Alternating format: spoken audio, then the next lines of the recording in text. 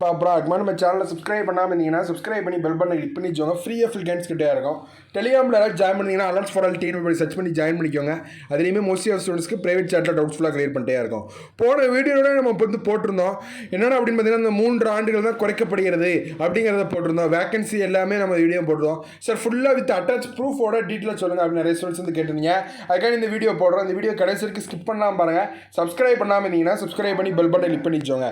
என்ன அப்படின்னு எல்லா அனலிஸ்ட்டுமே வீடியோ வந்து இந்த நியூஸ் பேப்பரில் வந்து ப்ரெஸ் நோட்டீஸ் வந்து ரிலீஸ் பண்ணிட்டாங்க. என்ன அப்படிங்கிறத பார்ப்போம்.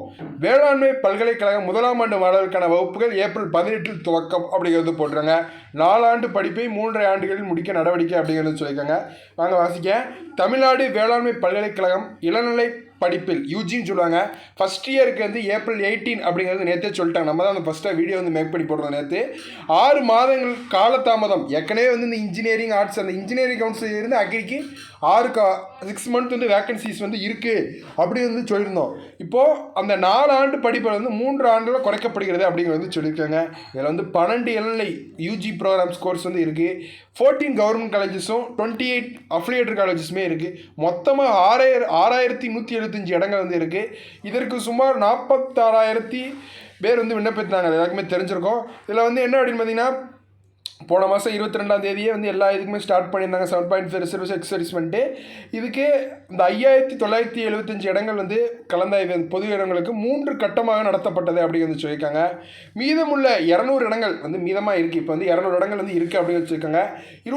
29ஆம் தேதி இந்த மாதம் 29ஆம் தேதி வந்து இறுதிக்கட்ட கலந்தாய்வு நடக்கிறது அப்படிங்கிறது சொல்லியிருக்காங்க. அடுத்து வந்து என்ன அப்படின்னு பார்த்தீங்கன்னா அடுத்து இந்த இதில் இந்த வாசிக்க இணைப்பு கல்லூரியில் ஏப்ரல் 18ஆம் தேதி திறக்க. எல்லா இதுக்குமே ஏப்ரல் 18 தான். அது மட்டும் இல்லாமல் நடப்பாண்டில் 70% மாணவிகள் வேளாண் பல்கலைக்கழகத்தில் சேர்ந்துள்ளனர். மொத்தம் வந்து 17% வந்து கேர்ள்ஸ் தான். அது மட்டும் இல்லாமல் என்ன அப்படின்னு பார்த்தீங்கன்னா இந்த 7.5 ரிசர்வேஷன் +2 வகுப்பில் வந்து இந்த வாட்டி கட் ஆஃப் வந்து வேரியேஷன் வந்து இருந்துச்சு அப்படிங்கிற சொன்னாங்க பார்த்தீங்களா.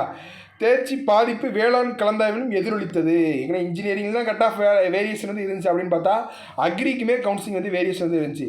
இந்த வந்து என்ன அப்படின்னு பார்த்தீங்கன்னா கட் ஆஃப் கடந்த ஆண்டை விட கட் ஆஃப் மதிப்பெண் 10 அதிகரித்துள்ளது. 10 மதிப்பெண் வந்து 200 முதல் 180 வரை கட் ஆஃப் மதிப்பெண் பெற்றவர்களுக்கு தான் தற்போது இடம் கிடைத்துள்ளது அப்படிங்கிறத கிளியர் கட்டாக வச்சுருக்காங்க.